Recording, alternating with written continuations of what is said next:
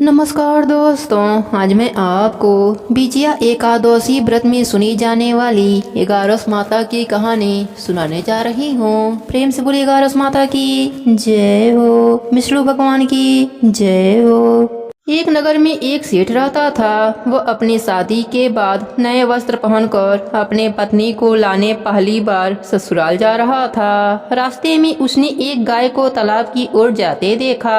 वह गाय पानी पीने के लिए तालाब में उतर तो गई, लेकिन कीचड़ होने के वजह से वह तालाब से बाहर नहीं निकल पा रही थी। गाय ने उस आदमी को वहां से गुजरते देखा तो उसने आदमी से मदद के लिए कहा, लेकिन सेठ ने कहा कि मैं नया वस्त्र पहना हूँ और मैं अपने ससुराल जा रहा हूँ। अगर मैं तुम्हारी मदद करूँगा तो मेरे कपड़े गंदे हो जाएंगे। गाय माता उदास हो गईं और वह कीचड़ में धंसती जा रही थीं। गाय ने उस सेठ को श्राप दे दिया कि अब से 8 पहर बाद तू गधा बन जाएगा। अब वह सेठ डर गया और गाय से अपने भूल के लिए क्षमा मांगने लगा, लेकिन तब तक गाय पूरी तरह पानी में डूब चुकी थी। वह सेठ पछताता हुआ उदास मन से अपने ससुराल पहुंचा। जाते ही उसने अपने पत्नी को ले जाने की रट लगा दी। सभी ने उसे बहुत आग्रह किया कि अभी तो तुम आए हो, कम से कम एक रात यहाँ रुक जाओ, लेकिन वह रुकने के लिए तैयार न हुआ। तब उसकी पत्नी ने कहा कि जब सभी लोग इतना कह रहे हैं तो आप एक दिन के लिए क्यों नहीं रुक जाते। तब उसने अपने पत्नी को गाय के श्राप वाली बात बताई। उसकी पत्नी उसी वक्त अपने मायके से विदाई लेकर पति के साथ चल पड़ी। 8 पहर बाद वह आदमी गधा बन गया और पूरा दिन घर में पड़ा रहता। कुछ दिनों के बाद घर में खाने पीने के लाले पड़ गए। तब उसने अपने पत्नी से कहा कि मुझे लेकर बाहर मजदूरी करो।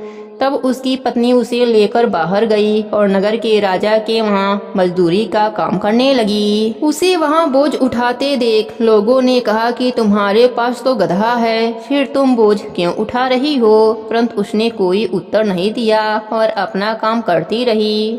दूर से यह सब राजा भी देख रहा था। उसने भी उसे यही कहा कि तुम्हारे पास तो गधा है, फिर तुम यह बोझ क्यों उठा रही हो। तब उसने राजा से कहा कि यह गधा नहीं है, यह मेरे पति हैं। उसने गाय के श्राप वाली पूरी बात राजा को बताई। राजा ने अपने नगर में विद्वानों और पंडितों को बुलाकर इसका उपाय पूछा।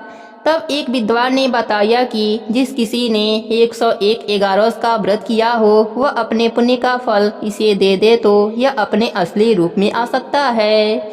यहाँ हम आपको एगारस का अर्थ स्पष्ट कर देते हैं। 11 एकादशी व्रत रखने पर एक एगारस पूरा होता है और 22 एकादशी का व्रत रखने पर 2 एगारस पूरा होता है। ऐसे ही जिसने 101 बार 11 एकादशी के व्रत किए हों उसके पुण्य के फल से वह आदमी अपने असली रूप में आ जाएगा। राजा ने अपने पूरे नगर में घोषणा करा दी, लेकिन किसी ने भी पूरे 101 एगारस न किए थे। कई दिन बाद उन्हें एक बुढ़िया मिली जिसने 101 एगारस पूरा कर लिया था।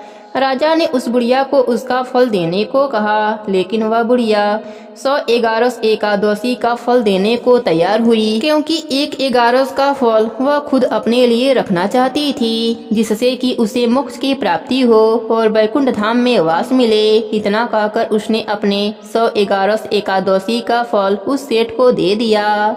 तब वह गधा से मनुष्य रूप में आ गया, लेकिन एक एगारस कम होने के वजह से गधे की पूंछ उसके शरीर से नहीं गई।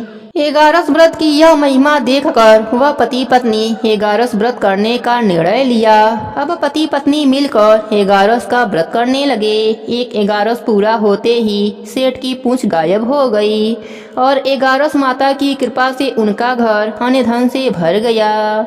हे एगारस माता, जैसी कृपा आपने सेठ पर करी वैसी ही कृपा अपने सभी भक्तों पर करना। सबके व्रत को पूर्ण करना। कहानी अधूरी हो तो पूरी करना, पूरी हो तो मान रखना। प्रेम से बोलिए एगारस माता की जय हो, विष्णु भगवान की जय हो।